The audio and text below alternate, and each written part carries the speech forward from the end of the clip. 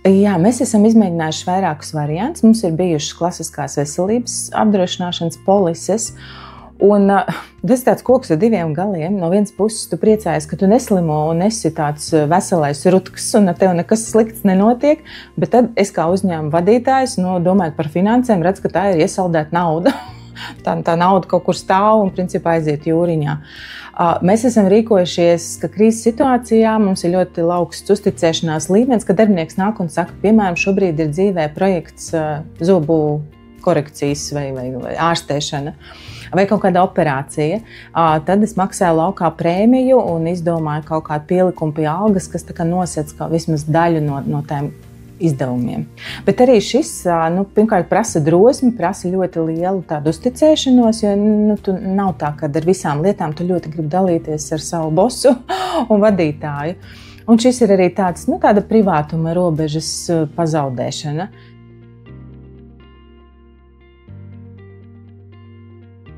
Bonuskarte ir izcila ar to, ka es redzu kaut kādas izdevuma pozīcijas pārvaldot šo produktu, bet darbinieks nav ierobežots un viņam nav jāatklāj kaut kādas detaļas par kaut kādām krīzes lietām. Dzīvē mēs saskaramies ar visāda veida izaicinājumiem, ne tikai, piemēram, kaut kādām veselības lietām.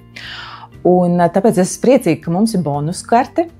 Jo, pirmkārt, tas ir paplašinātas iespējas. Tas nav stāsts tikai par veselību, bet arī par tādu ikdienišķu lietu kā pusdienas, darba dienas laikā. Un otrs, es redzu, kā mani darbinieki priecājas un pa īstam noķer bonusu. Tā kā taustāmu labumu un nevis kaut kādu krīzes situācijā, bet katru dienu tu saņem gan atbalstu, gan iepriecinājumu, gan papildus iespējas dzīvot foršāk, kvalitatīvāk.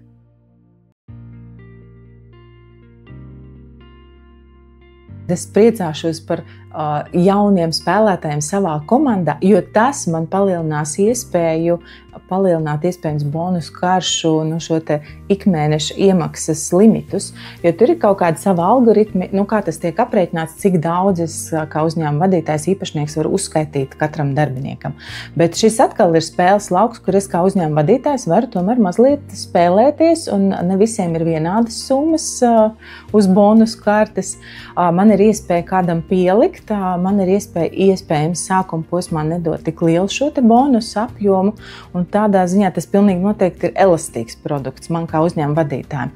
Par finanšu ietaupījumu pilnīgi noteikti, jo mēs arī, vērojot savu uzņēmumu finanšu kapacitāti, mēs ļoti kalkulējam, kurā brīdī, kā mēs šīs te prēmijas varam izmaksāt. Un tas nevienmēr sakrīt, piemēram, ar Latvijas kalendārajiem svētkiem, kad cilvēki normāli gaida prēmijas, piemēram, Ziemassvētku skaidrs, Līgo svētku skaidrs, bet mums ir vēl tādi atskaites brīži gadā, ka mums sajūt, mēs esam labi pastrādājuši. Un tad bonusu karte, es saku, vēlreiz ir tāds foršs elastīgs risinājums, kas man ļauj, varbūt tik ļoti nelēkāt un nesatraukties par šiem kalendārajiem datumiem, kad es zinu, ka tas darbinieks ir priecīgs katru dienu, ne tikai 2 reizes gadā.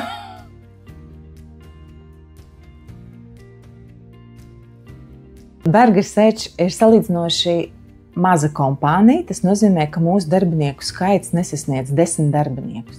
Pilnīgi noteikti es varu ieteikt bonusu karti arī mazajiem uzņēmumiem, jo mēs tiešām ļoti skrupulosi skatījāmies, cik mēs atbilstam šiem te kritērijiem un kas ir lietas, ko mēs varam pamainīt, lai mēs tiešām atbilstu un varētu šo te produktu lietot, un tas nav sarežģīti. Un otra lieta, ko es jau uzsvēru, par šo te mērķtiecīgo vai efektīvo atbalstu darbiniekam. Un šobrīd bonusu kārta attīstās. Tas nozīmē, ka katru gadu nāk klāt jaunas iespējas, kādā veidā var bonusu karti darbinieks izmantot. Piemēram, kaut vai izmantot norēķiniem par braucienu ar taksi. Mums ir dažreiz gadās vēlie vakari, un es esmu priecīga, ka meitenes brauc droši mājās un ka viss ir kārtībā. Un tā ir vēl viena iespēja man parūpēties par saviem darbiniekiem.